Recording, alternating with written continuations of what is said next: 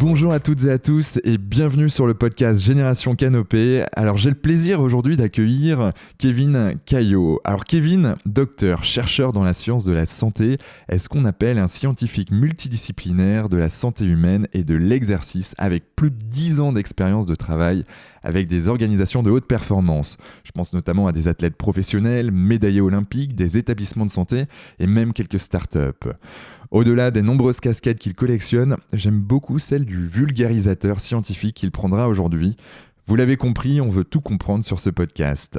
Kevin, au parcours déjà très riche à seulement 37 ans, va donc nous parler, vous vous en doutez, de santé, d'exercice physique, de nutrition, mais pas que. Alors sois le bienvenu Kevin, comment te sens-tu ? Très bien, ravi d'être là, Quentin. Ça va Super. être très sympa. Ouais, t'as beaucoup de choses et au vu des quelques minutes qu'on vient de passer juste avant de lancer l'enregistrement, bon, je sens qu'on va se régaler. Très vite, qui es-tu, Kevin, vu par Kevin ? Alors, Kevin, c'est d'abord un questionnement permanent. Voilà. C'est-à-dire que moi, j'étais sportif de bon niveau, j'ai jamais été exceptionnel, mais j'ai tout de suite voulu comprendre. C'est-à-dire que même si je venais du sport, en fait, je suis parti dans la biologie parce que je voulais comprendre, parce que je voulais, tu vois, rentrer dans le pourquoi etc. Puis finalement, on revient toujours vers ses amours. Donc derrière, je suis revenu vers la nutrition, vers l'exercice physique, mais je suis revenu encore vers la biologie. Et après, j'ai finalement fait une sorte de package autour de ça. Et puis après, je suis parti travailler avec des athlètes, euh, des patients et puis même des entreprises, etc. Parce qu'en fait, finalement, moi, ce qui me passionne, c'est de donner la capacité à un individu de modeler son destin sur, alors bien sûr dans le champ de la biologie, de la biomécanique un petit peu, mais voilà, vous êtes maître de votre corps, de votre destin, et il y a de la science derrière ça. Et la science, et tu vas nous en parler, me parler, on va dire, avec des mots que tout le monde peut comprendre. C'est vrai que c'est assez important là-dessus. Comment t'as découvert que la science était, et qui plus est la science de la santé et de l'humain était ta passion ? Comment tu découvres tout ça, toi ?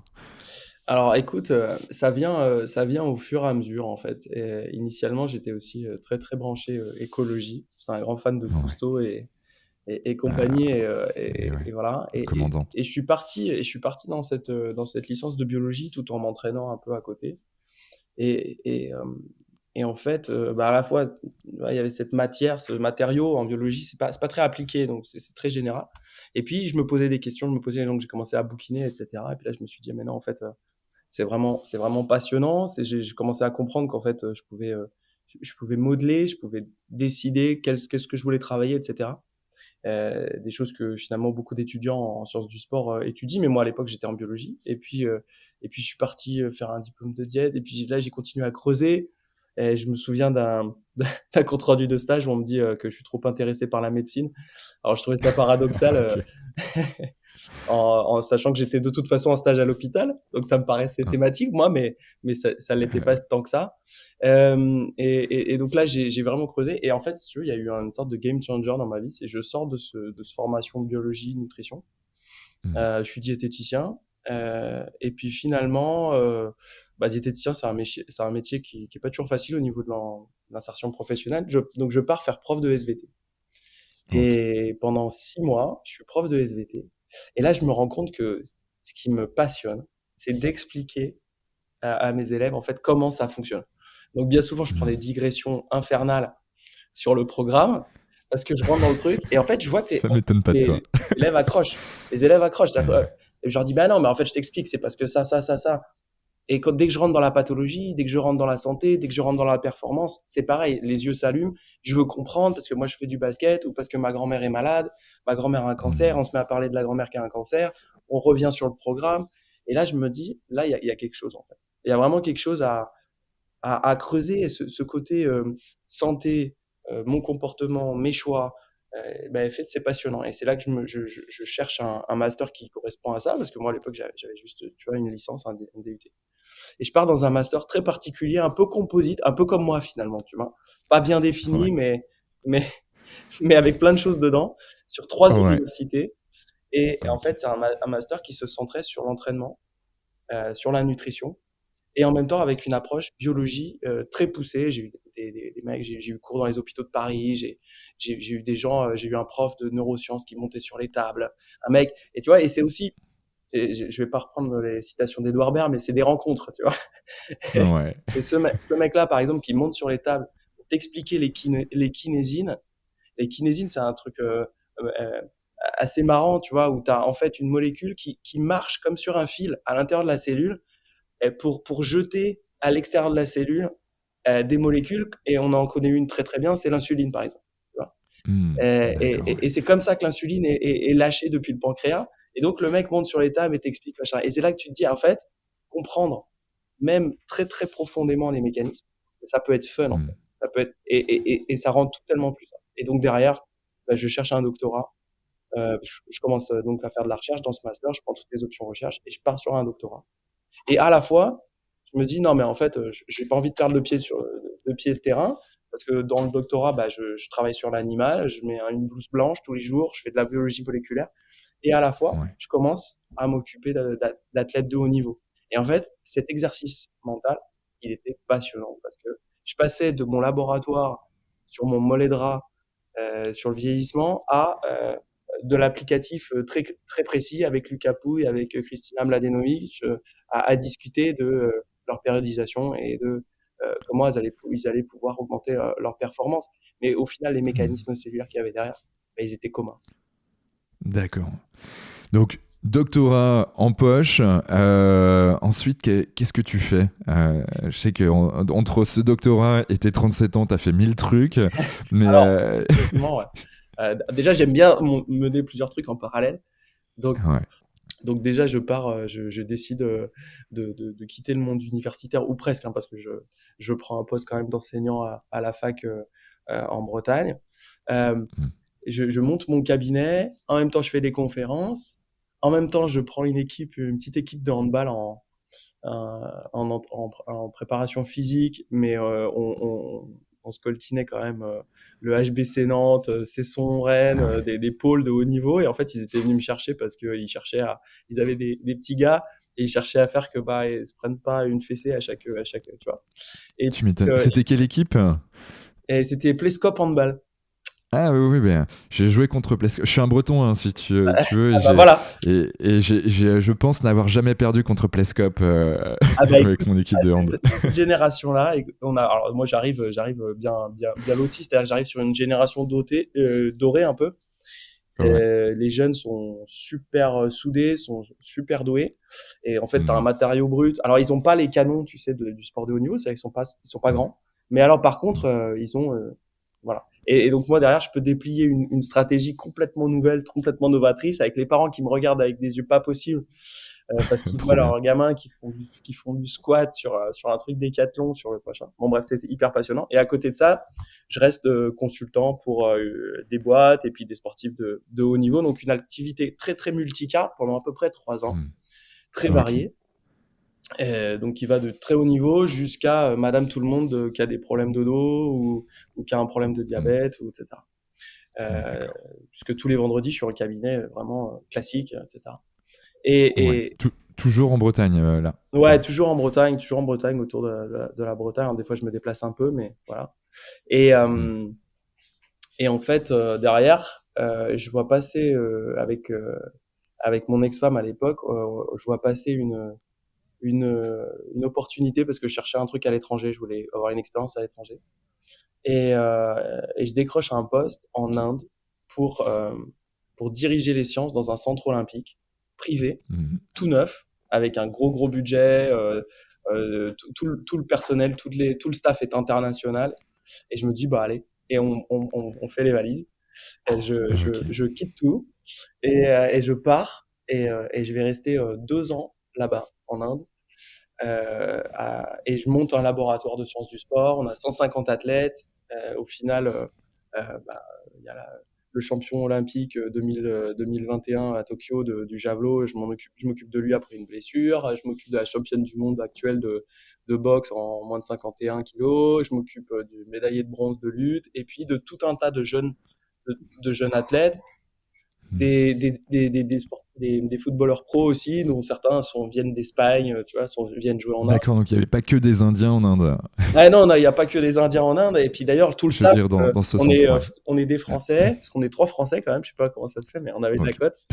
Et Australiens, Écossais, Américains, Géorgiens, Ok. Sud-Africains. Donc on est tout un staff international. On a 2 millions d'euros de budget annuel sur le centre Hmm, en Inde. excellent. On a Ouais. un truc, ça ressemble à l'INSEP à Paris en fait. Et donc je monte le labo, je monte le service nutrition, etc. Et puis au bout de 2 ans, bon bah ça reste l'Inde, ça reste challengeant sur certains points, donc on revient. Et là, je démarre une Ouais. autre aventure, une start-up avec des associés indiens justement. Et pendant un an, on essaye de monter la start-up. Alors après, bon, bah, les startups, c'est comme ça. Des fois, ça start et des fois, ça starte pas. Là, en l'occurrence, ça n'a pas C'est ça. forcément starté. Et sauf que au travers du parcours entrepreneurial, tu rencontres des gens. Et là, une des personnes, Eh bah, ouais. c'est le PDG de Kidvet à Montpellier, qui est une start-up maintenant plutôt une scale-up franco-grecque. Et là, je suis embarqué dans l'aventure Kidvet Hmm. euh, et je deviens directeur de l'innovation et de la recherche. Et Ouais. Et qu'est-ce que vous y faites chez Kinvent? alors chez Kinvent, écoute, c'est pareil, Kinvent c'est assez passionnant, c'est-à-dire que on a 7 capteurs différents, c'est des plateformes de force, c'est des dynamomètres, donc des capteurs de force aussi, donc des plateformes de force, des capteurs de force, des capteurs de mouvement, et tout ça, ça nous Hmm. permet d'évaluer le mouvement, la force, la puissance et l'équilibre des patients, parce qu'en fait, c'est du matériel qui est médical, et nos clients principaux, c'est des kinésithérapeutes de cabinet. Alors, on a bien sûr le MHR, on a certains un peu de matériel à Clairefontaine, on a pas mal. Hmm. Voilà, on est dans 57 pays maintenant, c'est une très très belle entreprise. Et, Wow. on a cette relation aussi de proximité avec la recherche que moi j'ai encore poussé encore plus. Euh, et en fait, on donne à voir ces données aux patients. Et donc, tu vois, ça Hmm. rejoint encore la boucle, c'est-à-dire qu'on est dans quelque chose où on objective, et à travers cette objectivation, bah, le professionnel a plus d'informations, mais le patient aussi est acteur. Et d'ailleurs, on a même des jeux où en fait, on donne à voir la fonction, tu vois, on fait monter, descendre un kangourou, des trucs comme ça, juste en serrant ou en poussant. Et ça permet au D'accord. patient, si tu veux, de voir, à donner à voir ce qu'il fait et donc à motiver le patient. Wow. Ok. Ok, donc du coup, la recherche, ça, c'est dans ton ADN et c'est assez marrant de voir en fait tous ces parallèles. D'un côté, le monde des startups, le monde de l'universitaire, le monde des sportifs de haut niveau, et puis il y a le patient au milieu que t'aimes bien, dont tu aimes bien parler. Quelle est en tout cas, quelle est la relation selon toi qu'un patient doit avoir avec la santé? Bah, alors déjà, il y a une forme de paradigme qui est en train de changer. C'est-à-dire qu'aujourd'hui, il y a ce qu'on appelle l'éducation thérapeutique du patient, qui a d'abord été Hmm. amenée par les infirmiers et qui s'est disséminée très tôt après à d'autres professions paramédicales. C'est souvent les paramédicaux qui s'occupent de ça. Et c'est un Ouais. concept qui dit qu'en fait, le patient est acteur de sa santé. Hmm. Voilà. Et alors au départ, c'est parti par exemple du diabète de type 2 où le patient il doit gérer son insuline. Donc il faut l'éduquer parce que après bah il s'en va et puis il faut gérer son insuline et il faut pas qu'il fasse d'erreur. Et c'est un peu cette question du diabète de type 1, ça a été finalement un peu un des éléments d'amorce de cette éducation thérapeutique du patient. Et en Ouais. fait, moi je me situe vraiment là-dedans, c'est-à-dire qu'au moment où je fais de la recherche sur la cellule, qu'est-ce qui m'intéresse? Il m'intéresse de comprendre quand on court, quand on saute, quand on mange pas, quand on soulève un poids dans la salle de musculation, ben, qu'est-ce qui se passe? Qu'est-ce qui se passe, non pas dans les perceptions cognitives, hein, même si ça m'intéresse aussi, qu'est-ce qui se passe dans ma cellule? Et là, c'est Hmm. marrant, quand on rentre dans l'intérieur, donc je vais donner un exemple plus concret pour expliquer pourquoi finalement à l'échelle de la cellule, le prisme est un peu le même. Quand on fait de l'exercice d'endurance, il y a un moment donné, on connaît plus ou moins tous ce qu'on appelle l'ATP. L'ATP, c'est l'énergie chimique de la cellule, c'est le Ouais. carburant. Hein.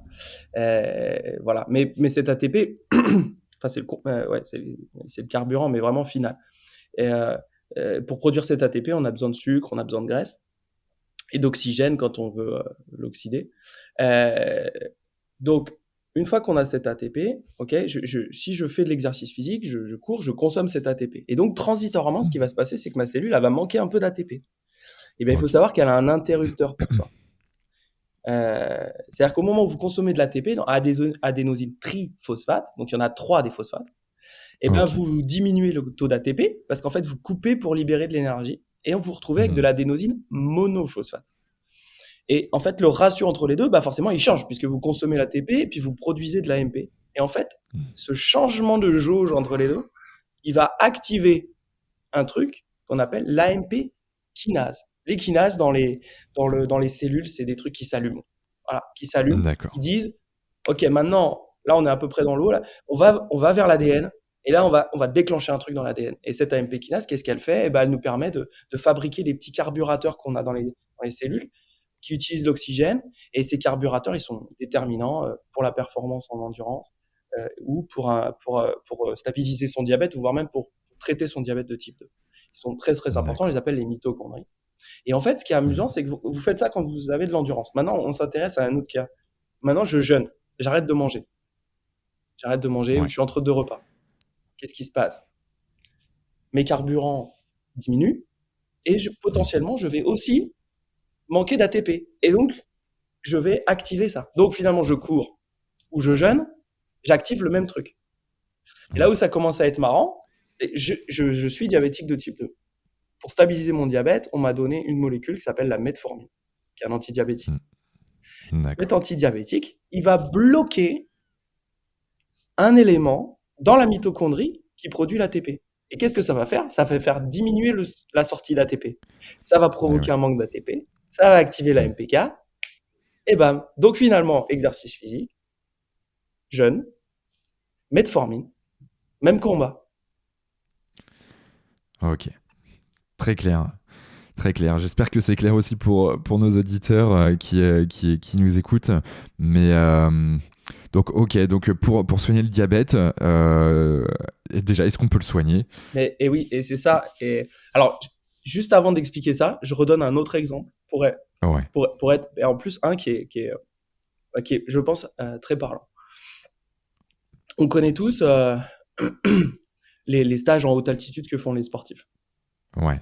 Notamment à Tignes, réputé pour certaines équipes de foot à l'époque. Je crois que c'était en Exactement. 2002. Exactement. Donc je vais en haute altitude, Ouais, je manque d'oxygène. Ok. ouais. Donc l'oxygène diminue dans mon sang. Et là, ce sang, il passe au niveau du rein.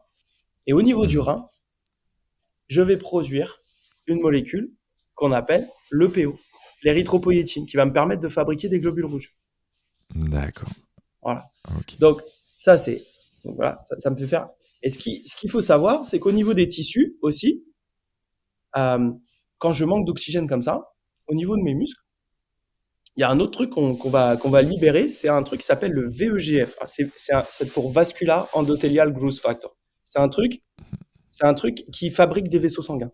C'est normal. En fait, D'accord. le muscle manque d'oxygène, donc il va fabriquer des vaisseaux sanguins en réaction. Bon, super. Ouais. Donc, suite à cette situation de manque d'oxygène, je fais ça. Ok, maintenant je cours. Je consomme l'oxygène. Bien Exactement sûr. comme l'ATP en fait, puisque Ouais. c'est lié. Je cours, je manque transitoirement, je fais baisser un tout petit peu mon taux d'oxygène. Hmm. Même chose. On sait que les sportifs ont plus de globules rouges, on sait que les sportifs ont plus de vaisseaux sanguins. Ouais. Donc, au moment où je cours, je crée la même chose qu'en haute altitude. Alors un peu différemment, Hmm. mais quand même. Maintenant, D'accord. troisième chose, vous avez une tumeur qui grossit, qui grossit, qui grossit dans le corps. Elle s'isole du réseau vasculaire.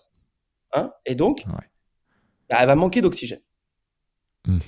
Très clair. À ce moment-là, la tumeur va produire du VEGF pour se créer ses propres vaisseaux sanguins Mhm. et se nourrir sur le dos de la bête, comme le font si bien malheureusement les tumeurs. Et Qui permettent de grossir du coup par la exactement. Et suite. donc, un des adjuvants à la chimiothérapie utilisé par certains médecins, c'est ça, on appelle un inhibiteur de VEGF. Donc, la Hmm. tumeur utilise la même technique pour se nourrir que le sportif de haut niveau pour Ok. augmenter la perfusion sanguine dans ses muscles. On se souvient de la photo du cycliste qui avait posté ça sur Instagram, je sais pas si tu te souviens, où on voyait le réseau vasculaire absolument Alors non, impressionnante de ce sens. je l'ai pas vue celle-ci, mais il va falloir que je la regarde parce que ça m'intrigue. Ouais, ça c'est très très très impressionnant. Tu regarderas ça et là on voit à quel Ouais, point et on a eu des adaptations. Donc d'accord. donc voilà. Mais ce qui fait que j'ai oublié ta question. Je suis désolé. Mais j'ai C'est voulu que, donner en ce fait, deuxième c'est par exemple. rapport au diabète. Est-ce qu'on peut le soigner? Parce qu'aujourd'hui, on sait que bah, il y a des, il y a des. Alors, tout dépend si tu es en diabète de type 1, type 2. Si tu peux peut-être nous en dire un peu plus là-dessus pour Ah, celles et ceux qui. oui, oui. Alors là, je pense qu'il faut être très très clair et il faut comprendre Ouais. vraiment les différences entre ces deux types de diabète et même on va dire que maintenant pratiquement on en a un qui se comment dire, un troisième diabète en quelque sorte Qui s- qui s'annonce, ou en tout cas qui existe. Tu as le D'accord. diabète de type 1. En fait, c'est pas du tout la même pathologie. Si on était vrai sur le plan cellulaire et physiologique, c'est pas la même pathologie. Elle a le même nom, parce qu'à la fin, il y a trop de sucre dans le sang. Mais Ouais. derrière, et que c'est autour de l'insuline. Mais sinon, à part ça, c'est pas la même. Il y a un Ok. diabète de type 1 où, pour une raison qu'on connaît mal, mais a priori des raisons souvent d'origine auto-immune. Donc, tu as le Hmm. système immunitaire qui se met à attaquer ton pancréas. Tu vas détruire les cellules bêta des îlots de Langerhans qui sont dans le pancréas, qui produisent l'insuline. Et donc, tu n'as plus d'insuline, et donc tu n'as plus cette hormone qui te permet de prendre le sucre du sang et de l'amener dans les muscles. D'accord. Dans les muscles. Je parle des muscles, mais enfin dans tous les tissus. Voilà. Donc ça, c'est un truc. Ça, c'est Ok. le diabète de type 1. Donc là, bon, l'hygiène de vie est nécessaire pour maintenir son état de santé, mais l'urgence, c'est vraiment, et c'est ce que font très très bien les services de diabétologie, c'est de donner de l'insuline. Et donc il y a deux techniques, c'est l'insuline qui est en cachet ou plus rarement enfin, en piqûre aussi. Euh, bon, d'ailleurs, c'est en piqûre, je dis une bêtise, mais euh, soit on a une longue, ce qu'on appelle une longue qui fait toute la journée et puis des aigus à chaque repas, soit on a une pompe à Hmm. insuline qui est en permanence connectée avec le flux sanguin et donc qui permet Hmm. de réguler le flux sanguin en captant automatiquement. Donc ça, c'est pareil, ça se modernise à fond, il y a des startups derrière ça et vraiment, ça fait le rôle du pancréas et voilà, aujourd'hui, il y a des diabétiques de type 1 jeunes qui sont bien éduqués, qui savent gérer leur truc, qui vivent vraiment quasiment normalement. Voilà, à part, Hmm. mais ça, c'est des belles innovations. Et après, il y a le diabète de Comment tu les détectes? Comment tu détectes ah, ça? malheureusement, tu les détectes très tôt. Moi, je me souviens de Ok. mes stages à l'Institut Saint-Pierre à Palavas, qui s'occupe de ce type de choses. C'est Ouais. que tu vois des enfants qui, d'un seul coup, sont très fatigués, Hmm. parce que c'est un des signes de l'hyperglycémie, qui boivent énormément, qui vont énormément Et aux ouais. toilettes, parce qu'en fait, dans ce système-là, le corps n'arrive pas à éliminer le sucre, hein, parce que toutes les autres hormones de production de sucre et tous les mécanismes d'hyperglycémie, ils sont là, mais par contre, ceux d'hypoglycémie, hypoglycémiants, pardon, ils sont pas là. Donc, dans ces cas-là, ce qui D'accord. se passe, c'est que le sang se charge en sucre, donc l'hyperglycémie, et ça va provoquer, effectivement, tout un tas de cascades physiologiques qui créent cette fatigue et qui fait de l'endormissement. Et dans le même temps, le corps va essayer d'éliminer le sucre par les urines. Et donc, Ouais. ça va créer ce flux continu de boissons. Et alors, des fois, c'est un peu paradoxal parce que moi, j'ai vu des jeunes diabétiques qui buvaient du coca parce qu'ils avaient soif. Enfin, t'imagines bien le Ouais. cercle vicieux. Oh, Et punaise, donc, ouais. Ouais, ouais. un des premiers organes, on connaît le pied diabétique, hein, mais un des premiers organes qui souffre vraiment, vraiment très fort d'un diabète mal équilibré. Quand on dit mal équilibré, c'est-à-dire que la glycémie n'est pas bien régulée. C'est Hmm. et ben c'est les reins. Les capillaires les plus fins Et ouais. de l'organisme sont dans les reins. Et c'est ce qu'on appelle le glomérule. Et, euh, et très très vite, ça peut être abîmé par ce sucre en fait, parce que le sucre en plus, ça colle sur les doigts, mais ça fait pareil partout en fait. Et Punaise, ouais. ça se met sur les protéines et en fait ce qu'on appelle les protéines glyquées. C'est pour ça que pour ceux qui sont diabétiques de tes auditeurs, ils connaissent Ouais. l'hémoglobine glyquée. Et ça, l'hémoglobine glyquée, c'est un marqueur long terme. Contrairement à la Hmm. glycémie qui peut changer d'un jour à l'autre, d'une heure à l'autre et même de 10 minutes à l'autre. D'accord. Donc en gros, tu détectes ça. Donc il y a ces premiers symptômes. Ils viennent te voir. Ils viennent voir en fait des médecins. Des médecins le détectent. Ils font une batterie, j'imagine, de prise de sang. Exactement. Ouais. Et Et puis ensuite. tout de suite, il faut mettre en place un traitement et en fonction, du niveau Hmm. d'éducation du patient, de son âge, etc., il va y avoir des solutions plus ou moins simples et plus ou Ok. moins flexibles. C'est-à-dire que voilà, il y a des solutions très simples, mais la nutrition est très très très cadrée, et l'activité physique est très cadrée.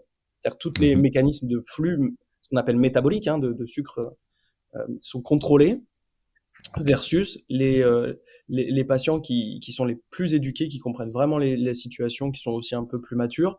Donc là, en général, Hmm. les ados, bah, ils maîtrisent très très bien quand ça fait quelques années qu'ils sont malades. Euh, Ouais. et, et donc là, ils vont pouvoir passer sur effectivement la pompe et des systèmes très flexibles où ils vont vivre tout à fait normalement, ils vont contrôler leur nutrition, enfin, ils vont tout le temps faire des associations et donc ils vont pouvoir vivre normalement. Donc ça, c'est le diabète de type D'accord. 1. Et si on Type parle 1, du diabète qu'on aura toute notre vie, du coup, et donc on l'aura pour le toute coup. notre vie. Exactement, Hmm. exactement. Ça, il y aura pas de nouveau pancréas qui va pousser malheureusement. Ouais. Et ouais, c'est définitif. Alors on sait jamais hein, avec les thérapies cellulaires bientôt, on sait jamais, mais à l'heure actuelle, c'est pas encore fait. Ouais. Mais par contre, les pompes deviennent de vraiment très très très tech et très bien. Hmm. Et voilà, là les startups peuvent changer la vie des gens. Euh, Ouais, on a quelques startups, notamment une à Montpellier qui bosse dessus, hein, je crois, à côté de chez Kinvent. Ouais, j'en doute pas. Je suis pas sûr de la connaître, mais j'en doute pas. Il y a des choses très très belles qui se font.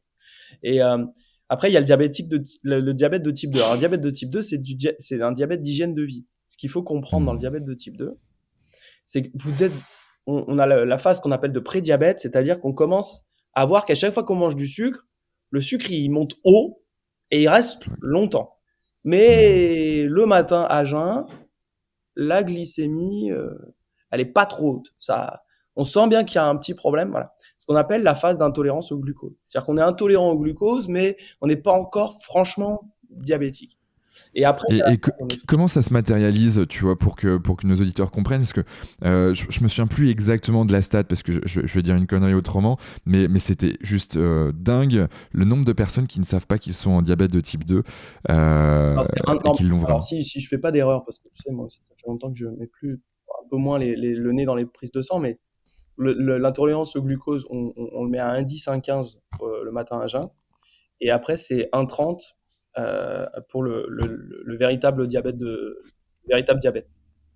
Ouais. Et après, tu as aussi t'as le test qu'on appelle de test de tolérance orale au glucose, où en fait, on va regarder le pic atteint suite à un shot. En général, c'est 70 ou 90 grammes de sucre qu'on te donne d'un coup. Hmm. Et on va regarder pendant 2 heures avec des prises de sang tous les quarts d'heure ou souvent c'est tous les quarts d'heure. Donc, imagine ça, moi, je le faisais sur des rats. Ah, Je punaise. donnais à la béquille au rat un équivalent, puis je faisais un test comme ça.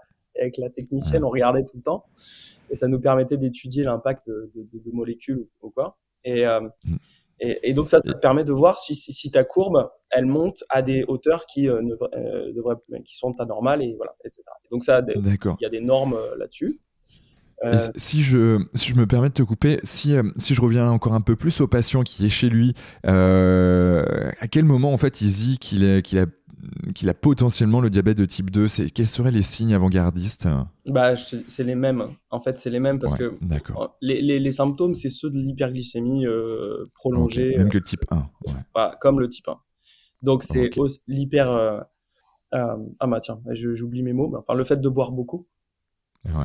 et, euh, et le fait d'uriner énormément et de se sentir très fatigué. Voilà. Hmm. Mais alors, après, sur le Ok. diabète de type 2, c'est des gens, euh, bien souvent, même s'il y a encore ce qu'on appelle des profils un peu familiaux, génétiques. Ouais. Mais ce qui se passe, c'est que les diabétiques de type 2, souvent, c'est des gens en surpoids ou très sédentaires, ou les deux. Hmm. Et donc, eux, c'est complètement différent. Leur pancréas va bien, euh, bon, plutôt bien, et il produit de l'insuline. Mais par contre, cette insuline ne marche plus.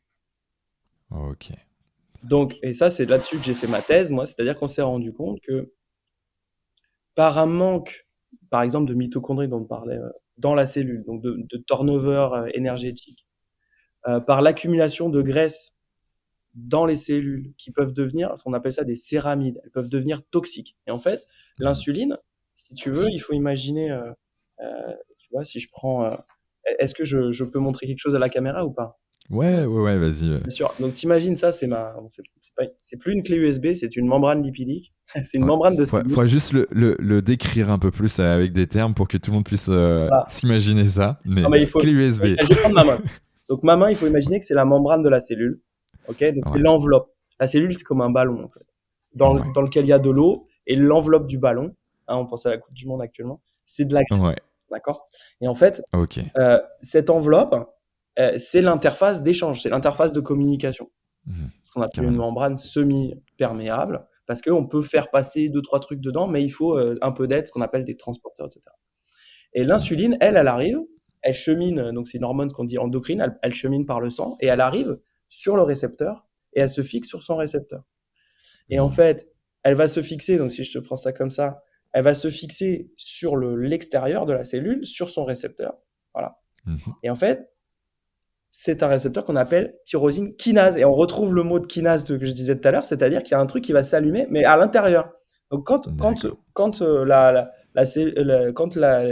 l'insuline va arriver sur son récepteur, ça va t'activer le récepteur, hein, tu vois, comme j'ai cliqué sur mon stylo. Et là, d'un seul Ouais. coup, il va se passer une activation. Et de là, ça va dire à la cellule, prends du sucre. Donc il y a des trucs qui vont aller, hop, qui vont remonter de l'intérieur, tu sais, et qui vont venir là, ils vont dire, hop, je fais rentrer du sucre. Et dans le même temps, ça Ouais. va changer aussi des choses. Voilà. À Mais le l'intérieur. problème, c'est quand Ok. la cellule se charge en mauvaise graisse, hein, on appelle ça Mhm. la lipotoxicité. Elle vient perturber ici. Et d'un seul coup, tu vas voir l'insuline qui arrive bien ici, et ici, il se passe D'accord. rien. À l'extérieur. Donc, Il se ouais, passe côté rien. extérieur et ok. Et là, ici, il se passe plus rien. Et en fait, il n'y a plus rien d'activé en cascade en dessous. Ce qui fait que le sucre, il Mhm. rentre pas.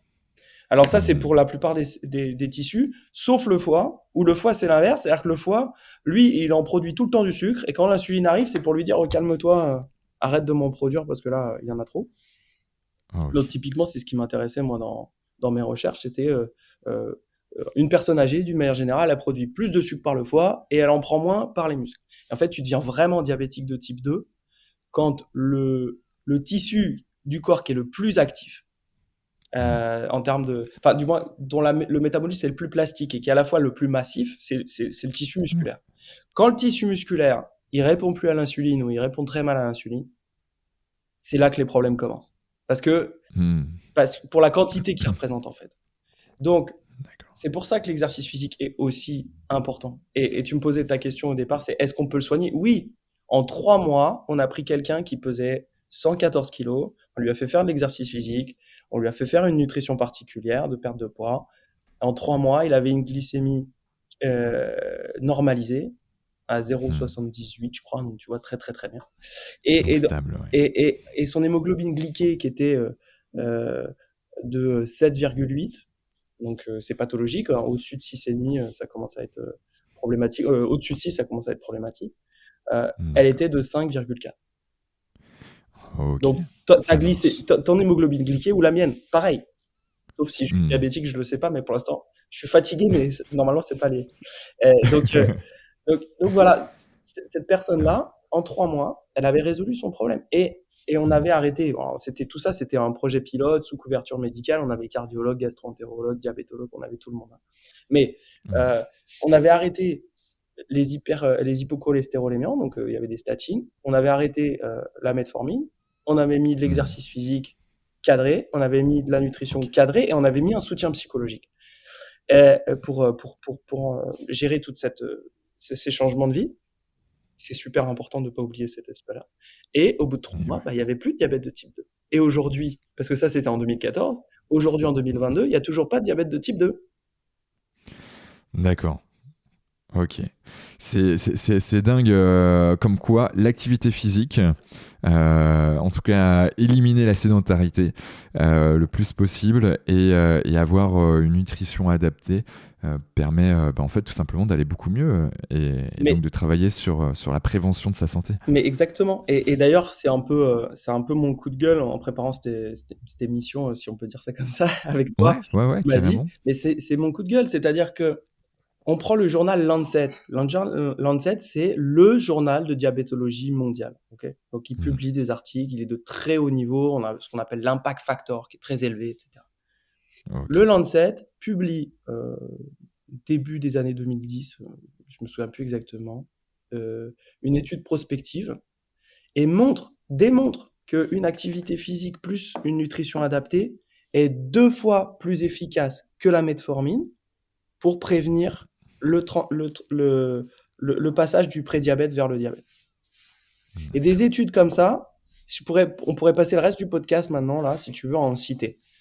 Et c'est Ouais. ça qui me rend un peu chèvre des fois. C'est-à-dire qu'il y a toujours cette forme de condescendance vis-à-vis de ce qu'on appelle les thérapies non médicamenteuses.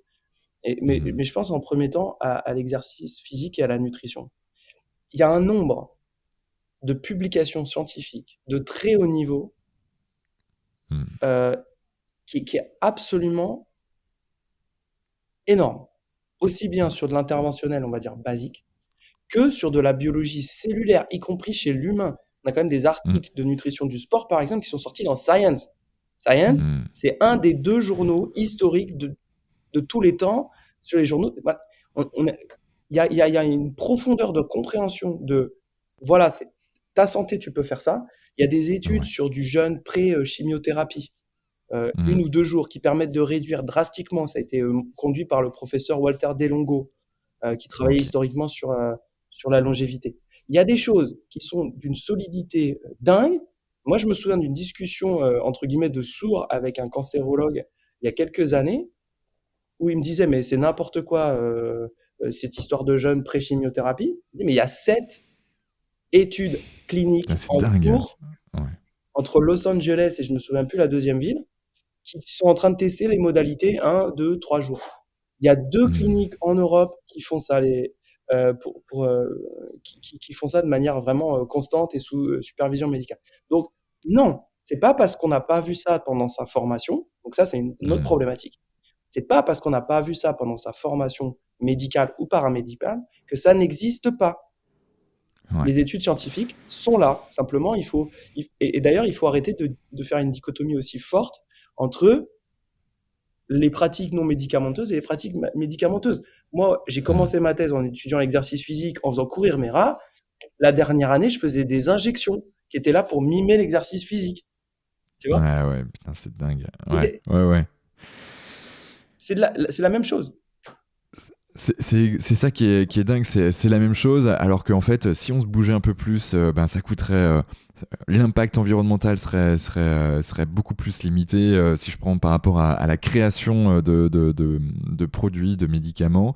Il y a aussi le fait que nous, on est bien psychologiquement parce qu'on sait que aussi bah, le fait de faire de l'activité physique c'est bon pour notre corps physiologique si je puis dire mais aussi psychique, psychologique. Il y a un certain nombre d'études aussi derrière. Ça me fait penser à deux choses. Grégory Nino, bien sûr, professeur que l'on connaît bien sûr à Montpellier mais qui est assez connu même dans le monde entier dans les INM, les interventions non médicamenteuses. Et puis ça me fait penser aussi à Maï Charlotte. Maï Charlotte avec bah, Charlotte qui a eu deux cancers du sein et qui s'est dit bon waouh comment je peux faire pour aller mieux et en effet quand elle était sous chimiothérapie ben en fait elle s'est mise à faire du yoga, elle s'est mise à faire de la méditation, elle s'est mise à faire du pilates et elle s'est rendue compte que ça lui faisait énormément de bien et que ça lui permettait justement physiquement et psychologiquement bah, de passer cette étape avec on va dire un niveau de douleur beaucoup plus faible et elle a développé My Charlotte qu'on a reçu sur ce podcast, donc Charlotte qui est venue nous en parler et qui nous mettait ça en lumière sur bah, les patients et puis ceux qui aident les patients, les aidants, pour pouvoir leur dire quoi faire dans ces moments de manière non médicamenteuse pour que bah, ce moment pas forcément évident pour tous puisse se passer du mieux possible. Donc je te rejoins à 1000%. Et puis on est dedans, nous, avec Canopy. Donc je vais jamais te contredire là-dessus. Donc Exactement. top. T'as donc tu parles de quand tu es sur l'alimentation, on parle de nutritionniste, de diététicien, de c'est micronutritionniste. Comment tu vois moi par exemple, je me mets à la place de quelqu'un qui a envie de faire attention à lui et d'avoir un régime plus équilibré, par exemple, ou en tout cas d'en savoir un peu plus. Il doit aller voir vers un nutritionniste, un micronutritionniste, un diététicien. Quel type de personne il doit aller voir? Alors, moi, j'ai envie de te dire, hein, déjà, c'est pas tant la profession que la personne en elle-même, parce que la Ouais. nutrition, c'est tellement. En fait, déjà, il faut comprendre un truc. Il y a diététique et il y a nutrition. On Hmm. utilise ça de manière interchangeable, c'est pas la même chose. La nutrition, quand je te dis que tu manges du cholestérol, ça vient se mettre dans ta bicouche lipidique, ça modèle la rigidité. Voilà, là, ça, c'est de la nutrition. Je te parle du Hmm. métabolisme, c'est de la nutrition. La D'accord. diététique, c'est l'implémentation des concepts de la nutrition dans le quotidien. C'est-à-dire qu'il y a des composantes sociales, économiques, Hmm. psychologiques qui viennent forcément percuter ces éléments-là. Moi, Et et ouais. moi, c'est vraiment là, la dichotomie, je l'ai vraiment compris en Inde. C'est Hmm. entre un Français qui mange à peu près tout, un végétarien français qui te dit je mange du poisson, tu vois, Les flex, c'est bon. et un Indien qui te parle même pas de végétarisme, mais lui, Ouais, c'est à peine s'il mange des œufs, ouais, ouais. tu vois. Mais ouais. Et voilà, et tu dois t'adapter. Hmm. Et c'est ça la diététique. La nutrition, Hmm. je prends en charge, et c'était quelque chose qui était challenge en Inde de leur expliquer ça. J'ai dit, la nutrition, c'est la même. Vous n'êtes pas différents, Hmm. on est tous des humains. On est tous des Hmm. humains. Donc je vais prendre en charge, C'est d'un clair. point de vue nutritionnel, euh, un Belge, un Français, un Indien, un Australien, un Japonais, exactement de la même façon. La Hmm. stratégie nutritionnelle, elle est la même. Elle dépendra de l'individu, de son activité physique, de son âge. Mais c'est un humain avec un patrimoine génétique largement identique. Par Hmm. contre, je ne vais pas obliger un Indien végétarien depuis toujours à manger de la côte de bœuf. Et ouais. Tu vois, et donc, Non, mais je suis mille fois d'accord avec toi, et surtout qu'ils ont un rapport avec les animaux en Inde, en Asie de manière générale, mais principalement en Inde, qui est assez exceptionnel. donc, Et, donc, et du coup, ouais, et du coup, la question que je me pose, c'est un sportif de très haut niveau. Alors, je crois qu'il y a Kevin Mayer qui est végétarien aussi. Alors, il l'a été à un moment donné, en tout cas, je sais pas s'il l'est toujours. Tu avais aussi notre super multiple champion du monde de rallye, ouais, tu vois, Sébastien Loeb aussi, qui était dans cette mouvance. Qu'est-ce qu'il mange en fait concrètement pour pouvoir équilibrer? Parce que du poulet, par exemple, ça, c'est quand même en termes de rapport, je veux dire 80-20 pour avoir de ce qu'il faut, c'est quand même assez c'est rapide. sûr, hein. C'est sûr qu'être omnivore, c'est beaucoup plus simple, hein. Ouais. Toujours plus simple. Donc, les problématiques qui vont se poser pour les végétariens, c'est des problématiques essentiellement autour du fer, du zinc, du Ok. cuivre, de la vitamine B12. Euh, Hmm.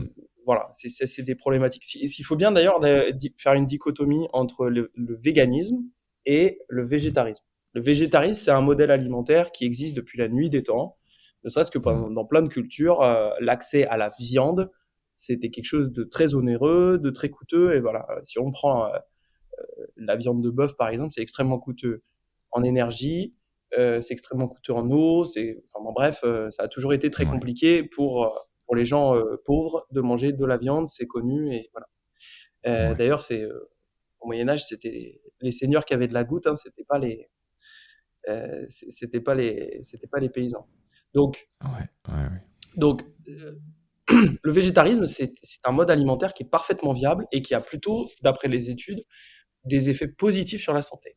Le Hmm. véganisme, c'est une philosophie, c'est un mode de vie, c'est empreint Ouais. de politique, c'est empreint il y a de plein de choses. Et là, faut pas entendre une critique, c'est un choix, mais c'est un choix de vie qui impacte complètement tout et bien plus que la nutrition.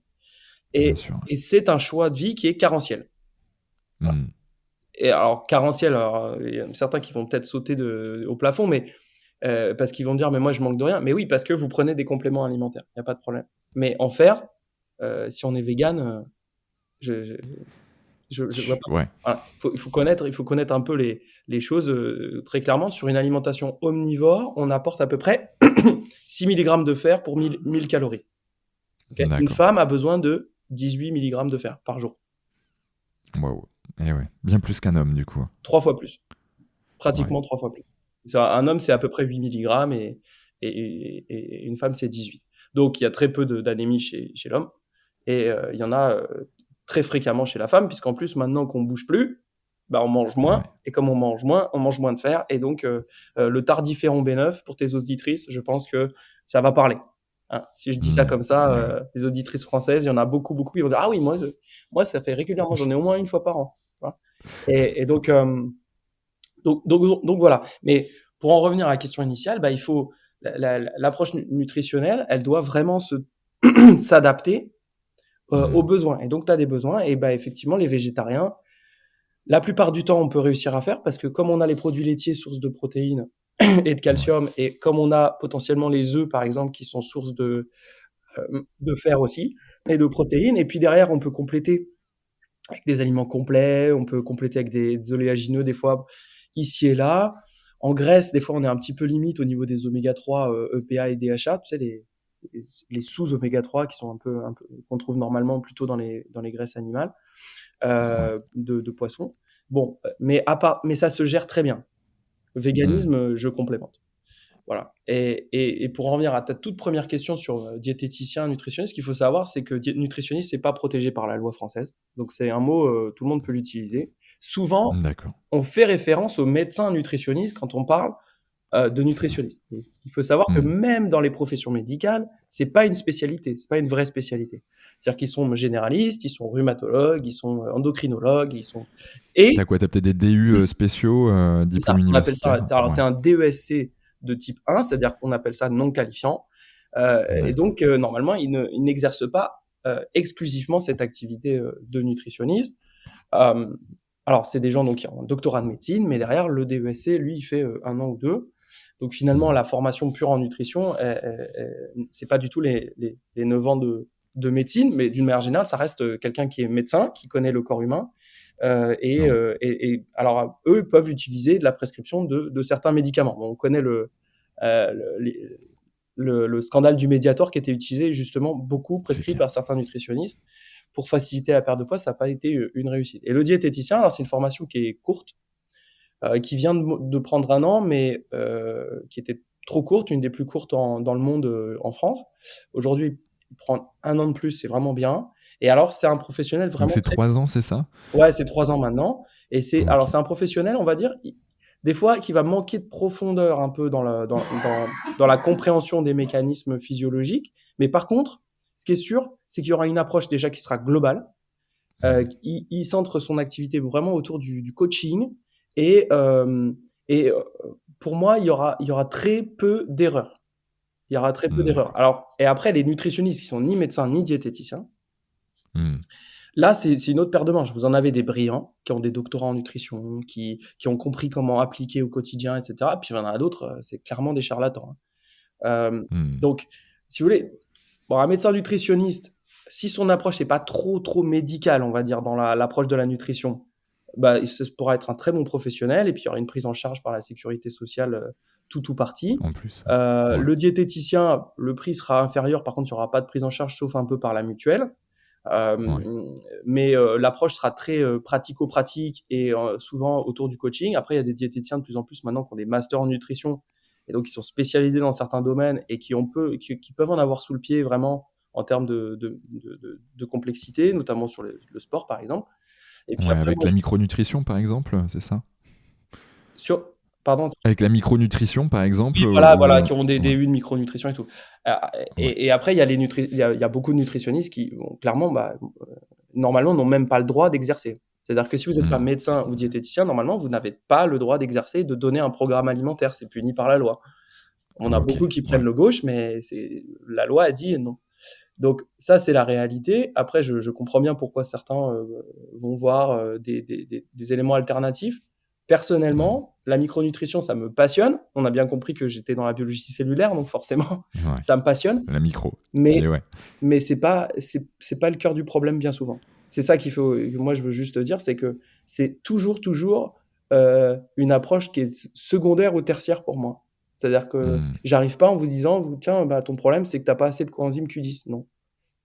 Bien Ouais. souvent, le problème, c'est la balance glucides-lipides, c'est les micronutriments, les oméga 3, donc ça veut dire mange des noix, prends de l'huile de colza, mange régulièrement du maquereau.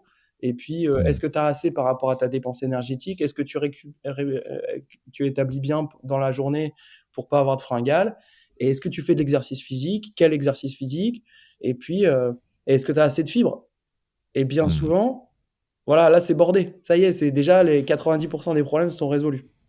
Ouais. C'est dingue en fait. Et quelque part, c'est beaucoup de bon sens. Et j'aime bien faire le parallèle aussi avec les saisons. En fait, quand tu suis les saisons, quand tu regardes quels sont les fruits, les légumes, par exemple, qui sortent à ce moment-là de l'année, en fait, c'est souvent lié à tes besoins nutritionnels en fait du moment.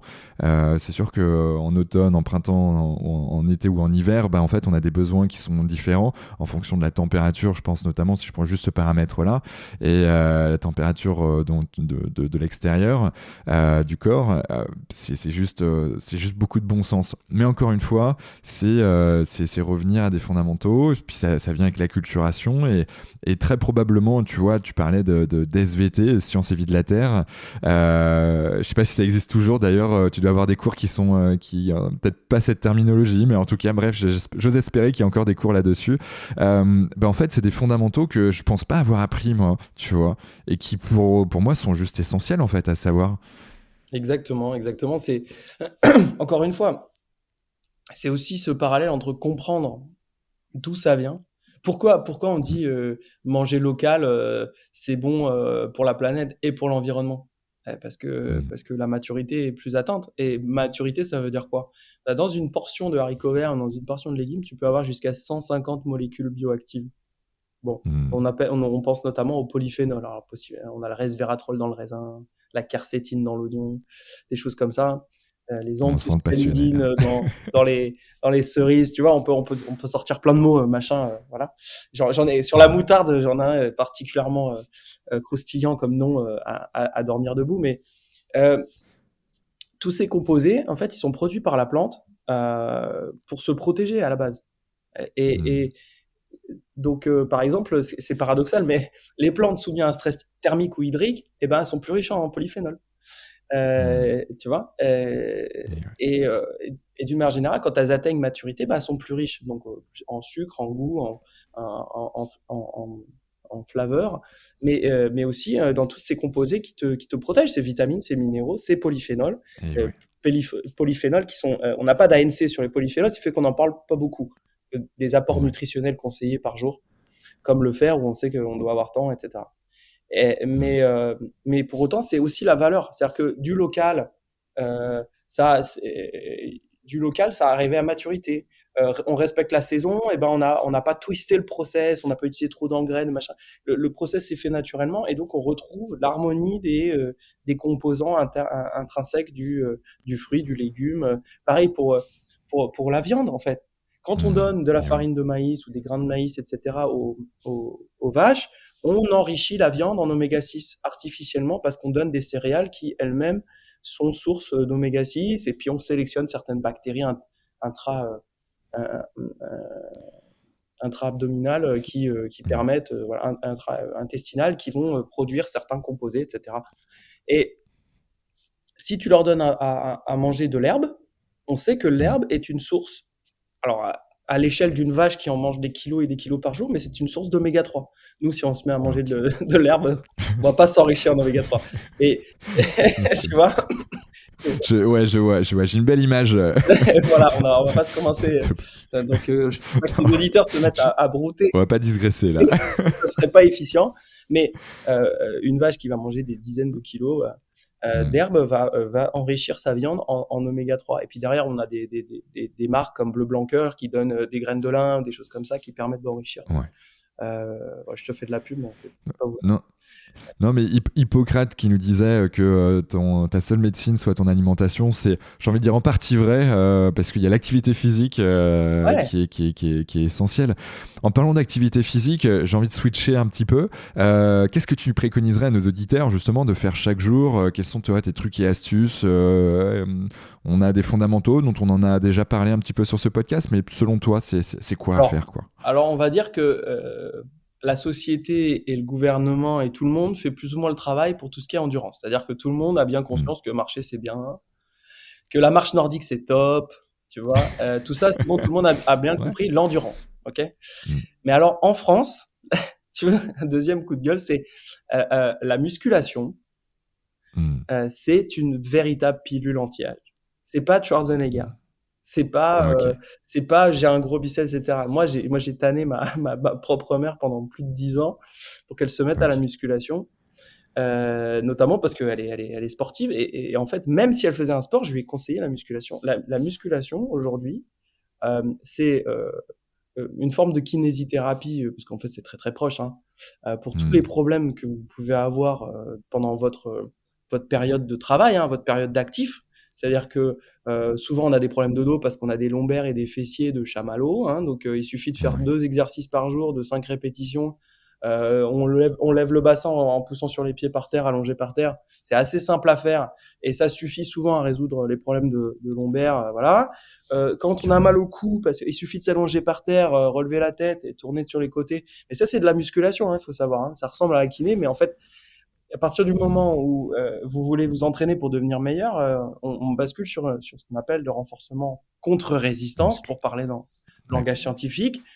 Et en fait, ça Ok. permet de Renforcement musculaire pour les autres. voilà, exactement.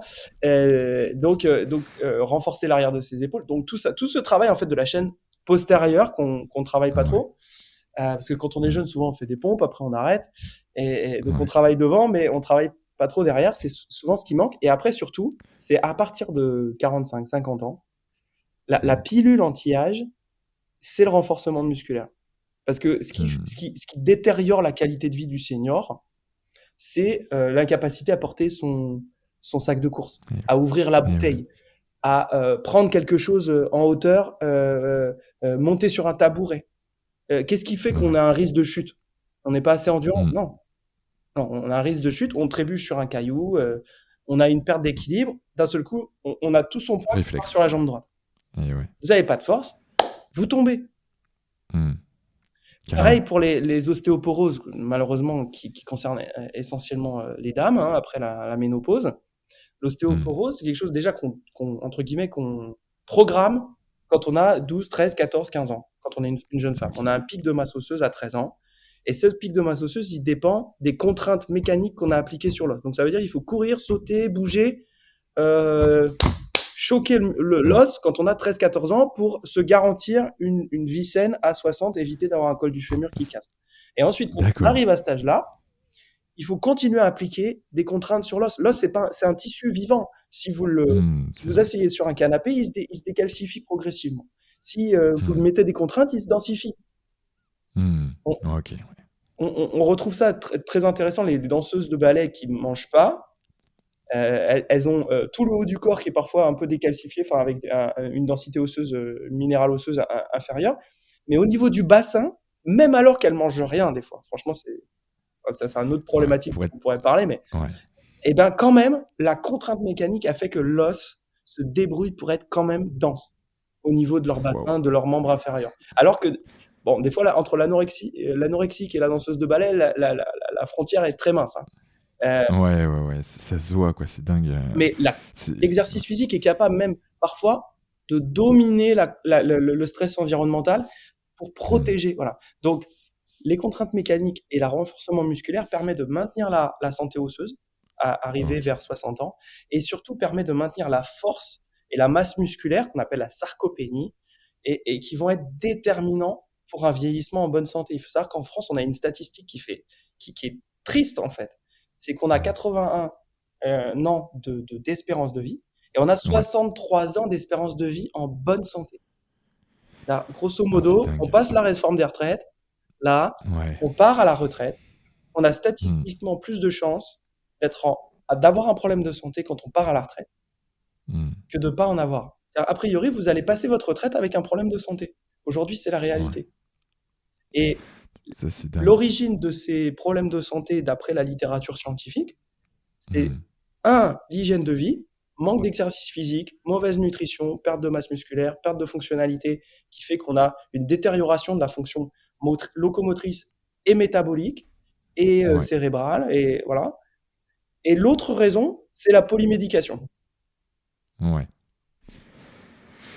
Donc, too much de médicaments qui font qu'on est dépendant de ces médicaments. En Et tout cas, donc, les le corps. deux éléments sur lesquels on peut agir, c'est ces deux Ok. éléments. Après, bien sûr qu'après, il y a l'âge, où on sait que plus on vieillit, plus on a des risques de cancer, de maladies cardiovasculaires, etc. Mais l'OMS dit, hygiène de vie, nutrition, si vous ajoutez les deux, vous pouvez prévenir 80% des maladies cardiovasculaires. C'est Dingue, la stat de l'OMS, 80%. c'est pas celle de Kevin, tu vois. Hmm. Les cancers, c'est Ouais, mais c'est 40% presque d'après ça, ouais. l'INCa. Ouais, ouais, c'est juste dingue. C'est juste dingue. Donc faites du sport, mangez bien. Quels seraient les exercices justement pour les femmes voilà, qui ont 10-13 ans là, pour consolider leurs os là, Alors, pour les choquer? Alors, je dis juste un truc. Moi, je parle pas de sport. Quand je veux parler de santé, je parle d'exercice physique.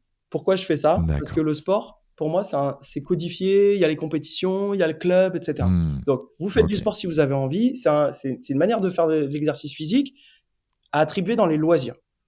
Hmm. Après, le matin, vous prenez un petit déjeuner. Tous les jours, vous allez aux toilettes et tous les jours, vous devriez faire de l'activité physique.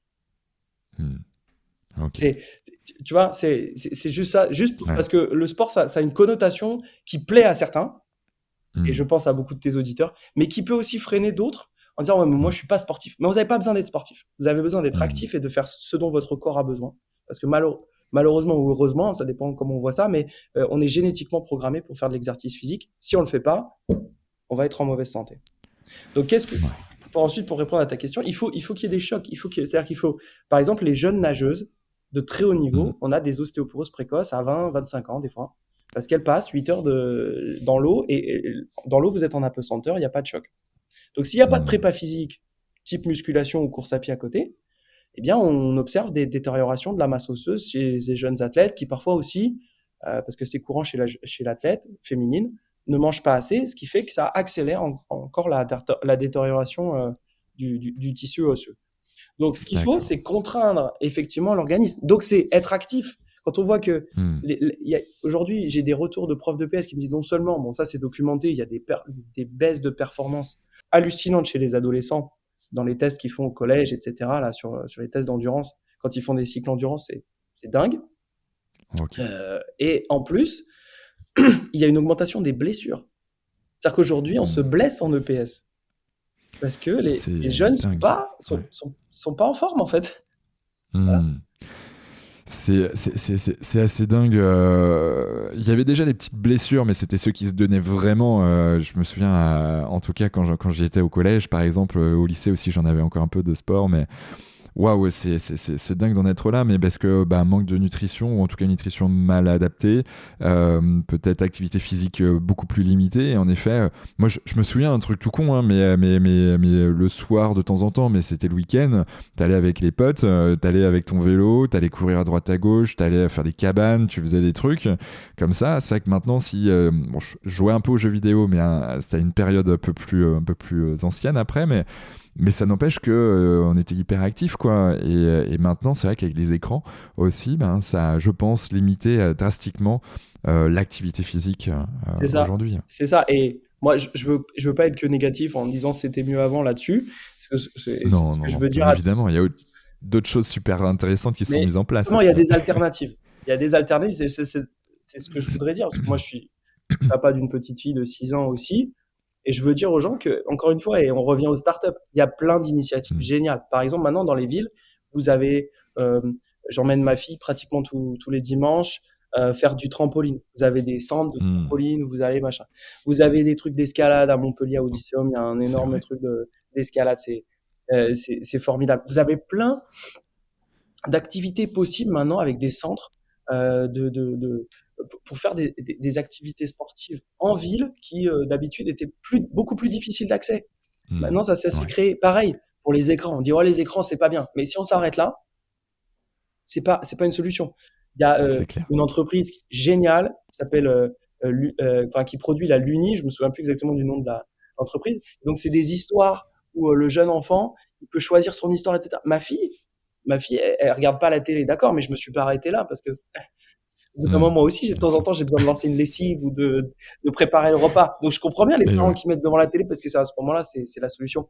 Mais voilà, vous avez des startups qui ont créé des trucs fantastiques. Pour les C'est clair. activités, on n'a pas tout le temps, on court. Maintenant, vous avez des trucs genre PandaCraft, Toucan. Vous commandez et ça arrive tous les mois et c'est pas cher. Et c'est des activités à faire avec votre enfant. Vous n'avez pas besoin de penser, tiens, qu'est-ce que je vais faire, etc. Donc, ce que je veux dire, c'est que dans une société, il y a des gens qui sont comme nous, qui ont envie de faire bien et qui ont réfléchi à des solutions. Et il y a des solutions existantes pour éviter les écrans. Il y a des solutions existantes pour faire des jeux avec son enfant, prendre des abonnements et faire des trucs sympas. Donc, on n'est pas condamné, entre guillemets, à se culpabiliser sans avoir de solution. Il y a des solutions existantes pour éviter les écrans, pour faire de l'activité physique, pour éveiller son enfant, parce qu'il y a toute une génération, la tienne, la mienne, Quentin, on a quelques années d'écart, qui innove et qui propose des choses pour éviter cette sédentarité, pour éviter cette malbouffe, pour éduquer ses enfants à l'écologie, à la science, etc. Donc il y a plein d'initiatives et je voudrais les mettre en avant là, aussi à travers ce podcast pour dire que vous n'êtes pas coincé avec vos écrans et vous n'êtes pas coincé avec votre sédentarité. Il y a des gens qui travaillent à vous faciliter la vie et qui rendent tout ça possible. Et donc voilà, on n'est pas condamné à ce mode de vie sédentaire et à manger Non, des écrans 6 heures par jour. Il y a d'autres solutions. c'est clair, et puis c'est un équilibre à trouver. On peut pas faire sans les écrans aujourd'hui. En tout cas, on pourrait, mais en tout cas, l'idée, c'est que c'est une technologie merveilleuse pour plein de sujets, pour le développement de soi, pour l'apprentissage, bref, il y a plein de choses. Et puis, mais après, comme tout, hein, les extrêmes font pas forcément sont pas forcément au top. Alors, en tout cas, c'est mon point de vue, hein, et c'est bien de trouver son équilibre pour pouvoir avancer à son rythme et puis faire les choses comme on a vraiment envie de le faire. Et puis des fois on a plus besoin voilà, c'est l'hiver, des fois tu fais un peu moins d'activité physique potentiellement, même si on a un peu de chauffage chez soi, on peut faire quelques exercices, mais c'est important en tout cas d'avoir cette vision et que en effet de pas tomber dans les extrêmes. Ce qui me fait penser, ordinateur, téléphone, apps, applications sportives, nutritives ou nutrition, tu en aurais quelques-unes à nous mettre en avant, des applications connectées? Alors, pour l'individu, j'en ai pas trop. Il y a une chose que je voudrais mettre en avant qui est en relation avec l'exercice physique, la santé, c'est qu'aujourd'hui, il y a Ouais. beaucoup d'applications qui existent pour les femmes pour traquer leur cycle menstruel. Et déjà, j'invite toutes les femmes à utiliser ce type de choses parce que c'est vraiment quelque chose qui est très important et dont on ne parle pas assez. C'est un peu un sujet tabou. Alors, vous imaginez comment c'était en Inde. Mais par contre, pour les athlètes féminines, il y a une vraie grosse problématique. Il y a eu des scandales avec notamment l'équipe d'endurance de Nike et un certain Salazar qui était infernal comme coach qui les privait de manger. Donc, elles n'avaient plus leurs règles. Et voilà, vous avez des applications très intéressantes qui permettent de traquer la régularité, mais aussi qui donnent des petits conseils très sympas sur l'ajustement de la nutrition ou de l'exercice physique, sur l'anticipation de certains symptômes, voilà, qui permettent aussi d'alerter, parce qu'on sait qu'aujourd'hui, il y a de plus en plus de problématiques d'endométriose et que si jamais il y a des règles trop abondantes ou trop douloureuses, il faut aller consulter pour voir si c'est pas une endométriose. Et ces applications, je les trouve très très bien faites. Après, sur l'exercice. Tu aurais des noms d'applications là en tête ou... Alors, je crois qu'il y en a une qui s'appelle Fit Air. Je voudrais pas te dire une bêtise. Fit Air, F-I-T ailleurs. Attends. Ouais. Non, je sais pas. Abix Fit. C'est pas la. Attends, c'est pas la. Airfit peut-être. Je suis en train de te dire une bêtise. Il y en a plusieurs. Il y en a une, celle que j'ai. Non, mais parce que je pense que je me plante, mais celle que je voulais évoquer, c'est celle qui est utilisée par l'équipe nationale de football des US, qui a commencé à faire ce genre de tracking en 2014. Mais grosso modo, enfin, T'as Glow. les leaders du Clue. marché, je les trouve, les 3 à 4, elles sont plutôt bien faites. Et en plus, souvent, il y a une version non payante. Et vous payez si seulement. Et il y en a certaines qui se sont mis un peu d'ailleurs sur le coaching, proposent des exercices physiques, proposent des choses. Ok. J'ai pas particulièrement d'appli parce que c'est vrai que moi je regarde plus le B2B puisque je suis enfin le business to business Hmm. parce que je suis dans ce domaine, mais en voilà, pour les personnes en eux-mêmes, je sais pas trop si j'ai quelque chose à. Non, je crois pas. Désolé. Non, mais t'inquiète. Et puis au pire, on mettra quelques liens pour envoyer sur les applications voilà, pour traquer ces menstruations. Voilà. Euh, Mais donc c'est- je trouve, c'est une vraie évolution. Hmm. Et je trouve et je voulais mettre aussi ce coup de projecteur sur la santé féminine, qui est trop souvent Ouais. un peu bâclée et en sciences. En sciences, notamment, on est Hmm. en train d'essayer de rattraper, mais on a un tel déficit que voilà, c'est vraiment un problème. D'ailleurs, nous, on a lancé une étude que sur l'entorse de cheville chez la jeune fille, chez la femme, parce qu'on trouvait qu'il n'y avait pas assez de données et qu'on avait vraiment envie d'étudier spécifiquement sur une population de femmes. D'accord. Et après, il y a plein de petites applis qui permettent de quantifier ses repas. Donc Hmm. ça peut aider des fois dans des passages. Moi, j'avertis contre l'orthorexie, l'obsession de manger sain. C'est vraiment pas, c'est vraiment pas quelque chose. Hmm. Là, on parlait de professionnels. Il y a 50% des professionnels de nutrition qui sont diagnostiqués, ou qui pourraient être diagnostiqués orthorexiques, c'est-à-dire obsédés par l'idée de manger D'accord. sain. Et vraiment, pour moi, un bon professionnel, c'est quelqu'un qui est flexible. C'est pas quelqu'un qui va vous dire le Hmm. pâté une fois par an, c'est grave. C'est pas vrai, c'est pas grave. À Noël, Hmm. on mange trop, on boit trop, ça arrive et c'est pas grave.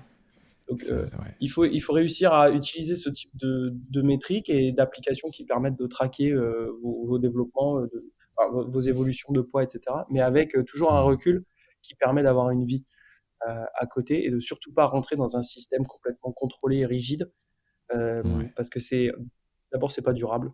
Voilà. Les Hmm. régimes, c'est pas durable. Il faut trouver son équilibre. Si vous avez du poids à perdre, bah, vous perdez ce poids, mais certainement pas en souffrant. Il faut pas souffrir. Ouais. Et donc, des applications qui seraient trop orientées sur une logique, ou voilà, moi, je m'en méfierais et j'irais plutôt sur des Hmm. choses où c'est une approche diversifiée qui vous propose des repas, qui vous aide à quantifier une assiette parce que vous n'avez pas de repères. Mais le mieux, c'est quand même essentiellement d'aller voir un professionnel compétent. Si vous voulez démarrer quelque chose, des fois, c'est une ou deux consultations, ça suffit, ça vous lance, et puis après, vous revoyez la personne 3 mois plus tard. Et Yes. éventuellement, vous utilisez une application dans le cadre d'une prescription ou d'un guide qu'on vous a donné. Je pense que c'est le meilleur combo. Hmm. Du coup, on parle d'équilibre. Toi, de manière globale, tu trouves ton équilibre comment? Alors, je sais pas si je suis le meilleur exemple à la fois. Moi, je trouve mon équilibre dans le fait de travailler trop, j'aime bien. Mais C'est une forme d'équilibre après, hein, tu sais, si toi tu t'épanouis aussi là-dedans, puis il y a des moments pour tout dans l'année. on est d'accord. Euh, le plus challenge dans une vie, et je pense que là, il y a des auditeurs qui vont se retrouver, c'est-à-dire que moi, j'ai à la fois une activité professionnelle intense, et en même temps, je Hmm. suis un papa maintenant célibataire d'une jeune fille, d'une petite fille, une semaine sur deux. Donc, si tu veux, Ouais. ça fait qu'il faut jongler. Donc, en gros, il y a une Hmm. semaine où je fais un peu ma vie, je travaille plus longtemps et j'essaye de faire pas mal de séances de sport. Et en fait, en général, Ouais. eh ben, alors en sport, on appelle ça de la périodisation par bloc. C'est-à-dire qu'en gros, Hmm. j'ai mon activité physique qui est regroupée sur une première semaine. La deuxième semaine, je suis vraiment plus dans le babysitting, dans la préparation des repas. Et heureusement, j'ai des bars un peu à la maison, je peux faire deux, trois trucs, mais Ouais. c'est vraiment du maintien. Et la focus, il est sur voilà, les heures de boulot, ma petite fille, l'emmener à la danse, aller la chercher là, l'emmener là. Voilà, je pense qu'il y a pas mal de Ouais. monde qui va se retrouver. Et puis l'autre Ouais. semaine, Ouais. eh ben, je vais plus prendre du temps pour m'investir dans mon travail et pour prendre du temps pour faire mon activité physique.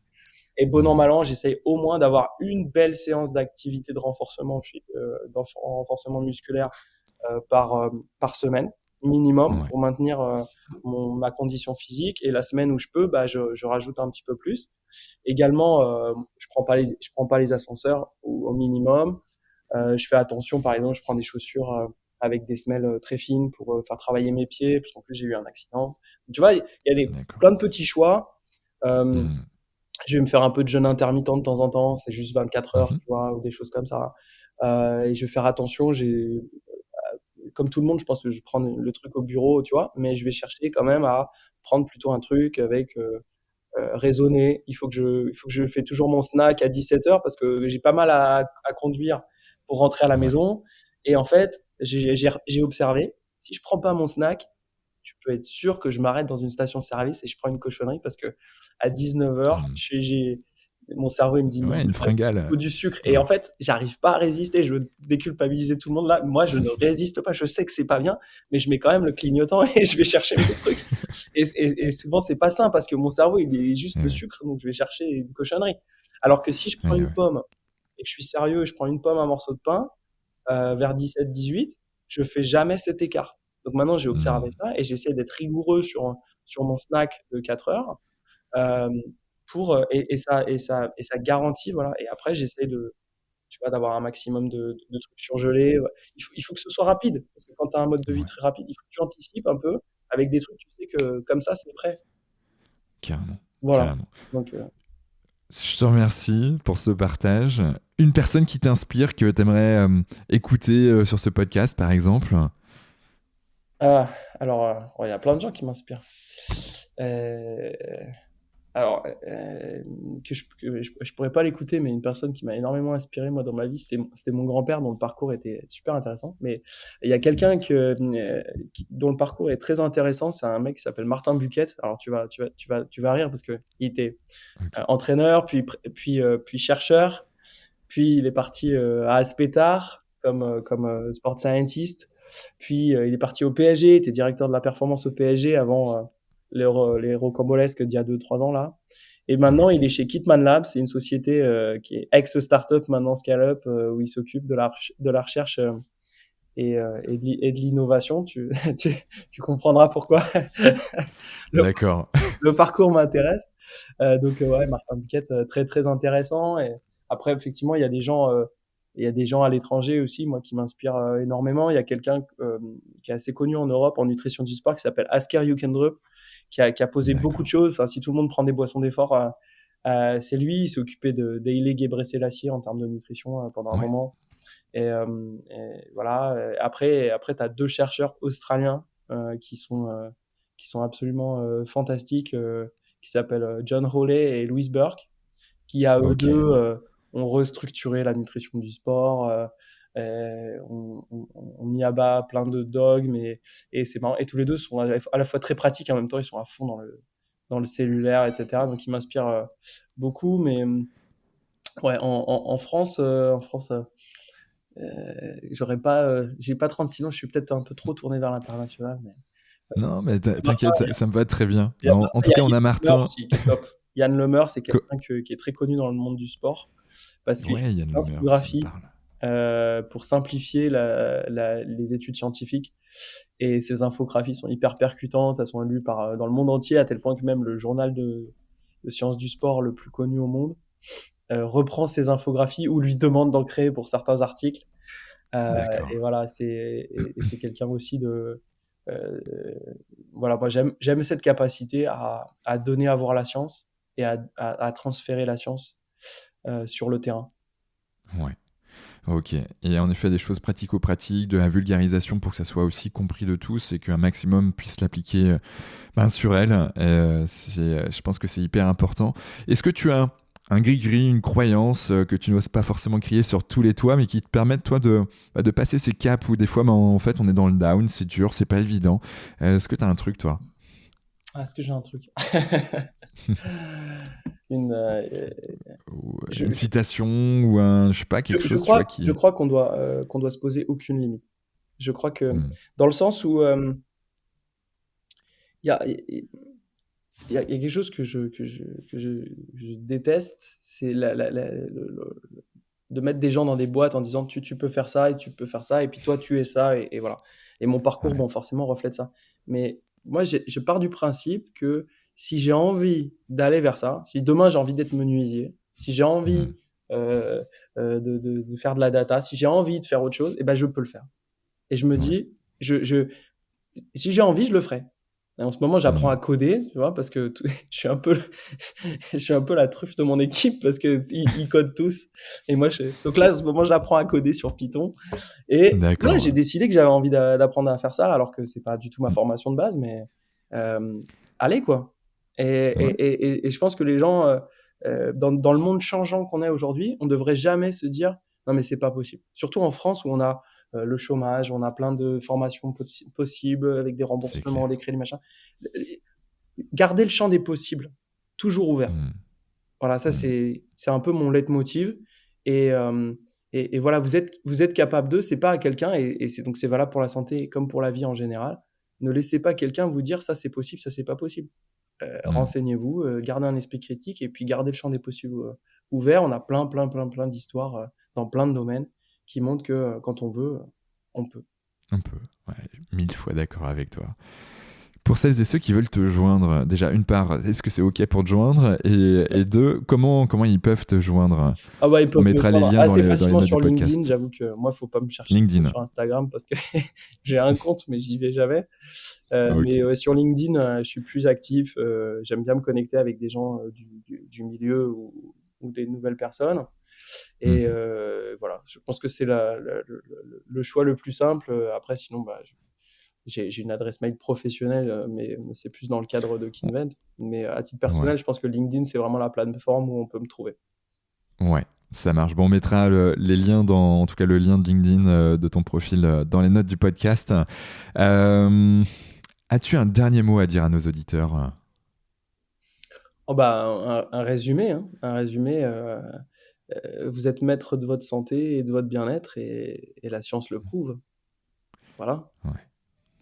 Ça me va très très bien, le côté santé, bien-être, maître de soi, de son destin, avec le côté scientifique derrière qui est là pour border et pour expliquer aussi tout ça. Bah, merci infiniment, Kevin. J'ai passé un bon moment avec toi. Je pense que les auditeurs ont pu capter aussi certaines briques scientifiques, mais qui ont été vulgarisées, qui ont été, on va dire, mises en lumière de manière relativement simple. Et puis s'il y a encore d'autres questions, ben, il y a les notes du podcast, il y a les commentaires dessous pour celles et ceux qui souhaitent le faire, que ce soit sur Deezer, Spotify, Apple Podcasts & Co. Et puis, franchement, merci à toi. Et puis, pour toutes celles et ceux qui nous écoutent encore, je vous dis à très très vite pour un nouvel épisode dans le domaine de la santé, du bien-être, de la performance sur Génération Canopée. Merci, Quentin. Ciao, ciao. Salut à tous. Bravo. Vous avez écouté cet épisode de Génération Canopée jusqu'au bout. Merci de le partager à au moins 3 personnes autour de vous et de nous mettre une note 5 étoiles avec un gentil commentaire. Au-delà d'en avoir besoin pour être dans le top des classements, c'est hyper important pour nous. Pourquoi ? Parce que ça nous permet de toucher un maximum de personnes qui méritent d'être plus heureuses, en meilleure santé et plus performantes.